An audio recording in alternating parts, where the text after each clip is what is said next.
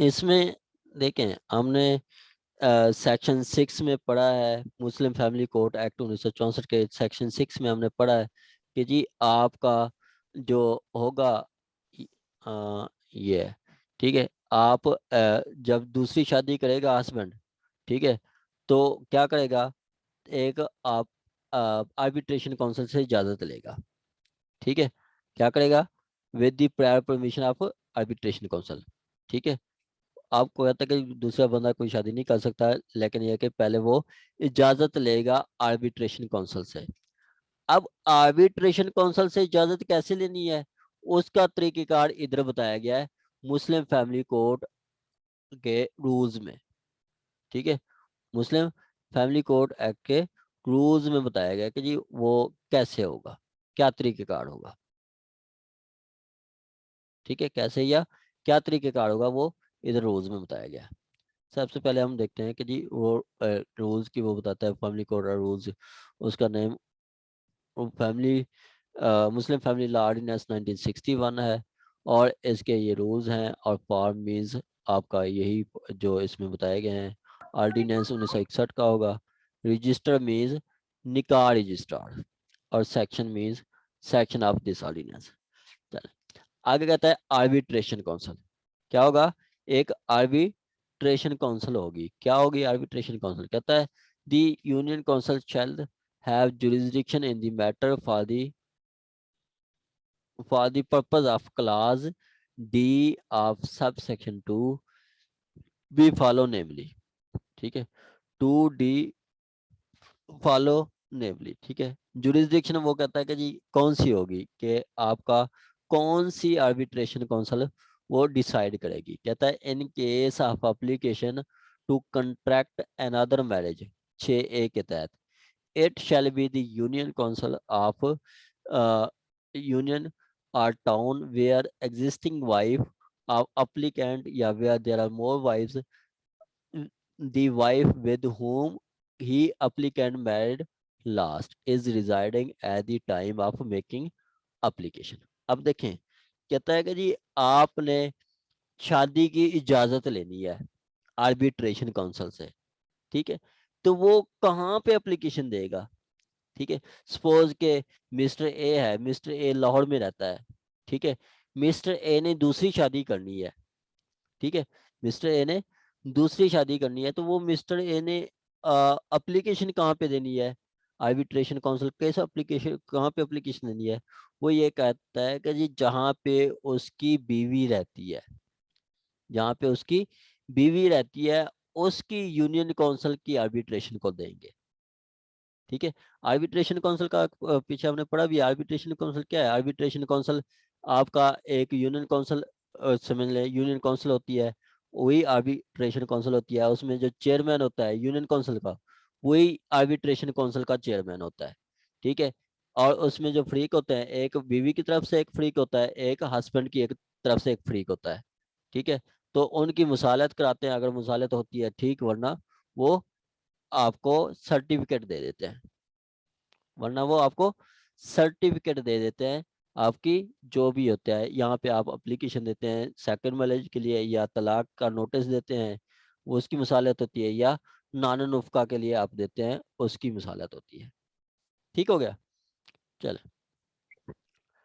आगे कहता है कि जी आप कौन सी आर्बिट्रेशन काउंसिल होगी, जहाँ पे बीवी रहती है, और कहते हैं कि अगर बीवियां एक से ज्यादा हों तो जिस बीवी के साथ आखिरी दफा शादी की थी वो जहाँ पे रहती है उसकी यूनियन काउंसिल को पास आपको जुरिसडिक्शन हासिल होगी। आगे कहता है provided that if at the time of making application such wife is not residing in any part of west Pakistan, ये 1964 का है, वेस्ट पाकिस्तान, ठीक है, Pakistan is residing at the time of making application, ठीक है, such wife not residing within Pakistan the union council shall have that union council shall have be effect shall be, ठीक है। अगर वो कहता है कि जी आपका जिस टाइम एप्लीकेशन दी है वो बीवी जो है वो किसी मतलब वो पाकिस्तान के किसी पार्ट में नहीं रहती, ठीक है, तो कहता है the union council that shall have jurisdiction shall be in case the wife at the time of residing application in any part the union council shall where he so resided last with applicant, and in any other case application are torn applicant permanently reside. अब देखें, कहता है कि जी ऐसी situation जहाँ पे आपकी बीवी रहती नहीं है पाकिस्तान में, तो फिर वो कहता है कौन सी अदालत होगी, वो फिर अदालत वो यूनियन आर्बिट्रेशन काउंसिल होगी जहाँ पे उसकी बीवी आखिरी दफा रह रही थी। सपोज के उसकी बीवी जो है वो अभी रहती है लंदन में, ठीक है, तो फिर कर्ज एप्लीकेशन को किस कौन सी आर्बिट्रेशन काउंसिल को देगा, जहां पे उसकी बीवी आखिरी दफा रह रही थी, आखिरी दफा उसकी बीवी रह रही थी कसूर में, तो वो कसूर में एप्लीकेशन देगा। कहता है अगर ऐसी कोई है नहीं, उसकी बीवी पाकिस्तान में रहती नहीं है, तो फिर जहाँ पे डिफेंडेंट जहाँ पे एप्लीकेंट है वो जहाँ पे आखिरी दफा रह रहा था वो उसको उसमें होगा।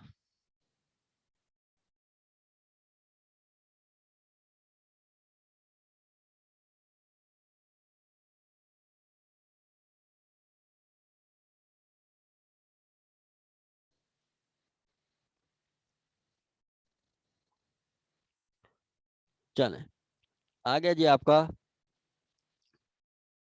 बी, इन केस ऑफ तलाक, ये तो हम बात कर रहे थे जब दूसरी शादी के लिए, तलाक के लिए कौन सा होगा, इन केस ऑफ तलाक under sub section 1 the union council shall be the town where the relation to whom talaq has been pronounced were residing at the time of pronouncement of तलाक।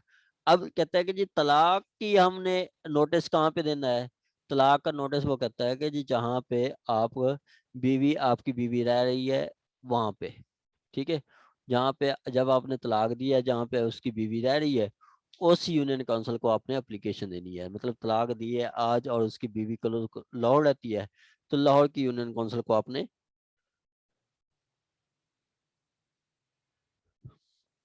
लाहौर की यूनियन काउंसिल को आपने देना है। आगे कहता है in case such wife at any time residing with the person pronouncing the talaq in any part of Pakistan Union Council shall where why such wife so resided such person, ठीक है, कहता है कि जी अगर in case wife was at the time of residing with the person pronouncing talaq in any part of Pakistan the Union Council or town where such wife so last resided, अगर वो कहता है कि जो उसके साथ रहती है तो आखिरी दफा जहाँ पे उसकी बीवी रह रही थी वो, सिंपली आपका ये जो एप्लीकेशन देंगे तलाक के लिए नोटिस देंगे या दूसरी शादी के लिए देंगे नोट एप्लीकेशन, तो वो उस यूनियन काउंसिल में देंगे जहाँ पे उसकी बीवी आखिरी दफा रह रही थी। आगे कहता है in case of application for maintenance under section 5(9), अब थर्ड वन आ गई है, application for it shall be union council where the wife residing at the time of making application या where application under subsection is made before then one wife, it shall be the union council in which wife who make first residing at the time of making application, ठीक है। अब यहाँ पे ये देख लें rules में क्या बताया गया है, रूल्स में हमने पढ़ा है कि जी 3 किस्म की आप एप्लीकेशन देंगे, ठीक है, क्या पहले आप एप्लीकेशन देंगे for application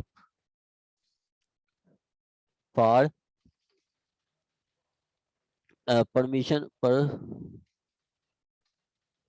permission permission of second for of second marriage, ठीक है, वो कहाँ पे देंगे हम, सेकंड मैरिज कहाँ पे देंगे, ठीक है, सेकंड मैरिज वो आप देंगे आपका जहाँ पे लास्ट आपकी बीवी लास्ट रिजाइड करती थी, टू आर्बिट्रेशन काउंसिल, ठीक है, to arbitration council arbitration council where wife last resided, ठीक है, यही। इसी तरह आपका एप्लीकेशन ये तो है 1।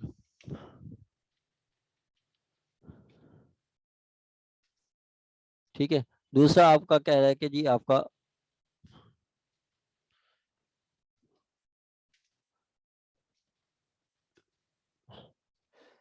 आप एप्लीकेशन देनी है आपने फॉर नोटिस ऑफ तलाक, मतलब एप्लीकेशन फॉर तलाक, तलाक का नोटिस जो होगा तलाक नोटिस, वो कहाँ पे देंगे?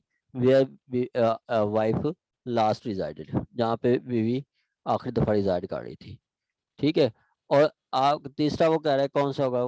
तीसरा वो कह रहा है आपका कि एप्लीकेशन फॉर मेंटेनेंस। क्या? Application for maintenance. मेंटेनेंस कहाँ पे देंगे? जहाँ पे बीवी आखिरी दफा रह रही थी, फॉर मेंटेनेंस। ठीक है, जहाँ पे बीवी लास्ट रिजाइडेड। ये आपकी एप्लीकेशन होगी। अब तक हमने पढ़ा है जुरिस्डिक्शन का जो है, ठीक है, ये हमने पढ़ा है। आगे आगे कहता है 3A। 3A कहता है कि जी where the where about a wife who is to be supplied at the copy of notice talaq subsection 1A1 of section 7 of the ordinance are not known to husband and cannot with due diligence be ascertain the permission of chairman the serve the notice to wife through our father, adult brother, adult sister, their widow, spouse, not known due to publication। अब 3A क्या कहता है? 3A कहता है कि आपका 3A 3A क्या कहता है कि जी आपने तलाक का नोटिस देना है। क्या चीज? तलाक का एप्लीकेशन, ये आपने देना है, नोटिस देना है तलाक का। ठीक है, आपका देखें तलाक का नोटिस किसको देते हैं? ठीक है, तलाक का नोटिस दो पर्सन को देते हैं। किसको? एक यूनियन काउंसिल को, यूनियन काउंसिल के यूसी चेयरमैन को। ठीक है, उसको चेयरमैन, आर्बिट्रेशन चेयरमैन जिसको कहते हैं उसको। दूसरा वाइफ को। ठीक है, दूसरा वाइफ को। अब 3A के तहत सेक्शन 3A के तहत वो कहता है कि जी अगर सपोज के वाइफ का पता नहीं चलता। ठीक है, if wife is not known, wife का पता नहीं है कि कहाँ पे है, नहीं, नॉट फाउंड, वाइफ नहीं मिलती। ठीक है, तो फिर वो कहता है आपने देना है उसके फादर को, वाइफ के फादर को, उसकी मदर को, उसके अडाल्ट ब्रदर को या अडाल्ट सिस्टर को देना है, वाइफ के। ठीक है, एक नोटिस दे देंगे तो सफिशिएंट है। आगे कहते हैं कि अगर ये चारों भी नहीं मिलते फिर नोटिस किसको देना है तलाक का? फिर चेयरमैन से इजाजत लेके फिर आपने इश्तिहार दे देना है, प्रोक्लेमेशन। क्या? इश्तिहार देना है, प्रोक्लेमेशन इन न्यूज़पेपर।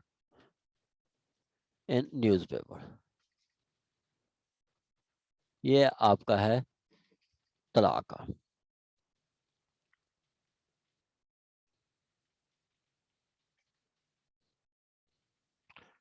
ठीक है, प्रोक्लेमेशन देना है आपने न्यूज़पेपर में। ये तरीकेकार बताया गया तलाक के लिए। ठीक हो गया। आगे 4 कहता है where non Muslim has been elected chairman union council the council as soon as elected one of the member of chairman member as chairman for the purpose of ordinance prescribe.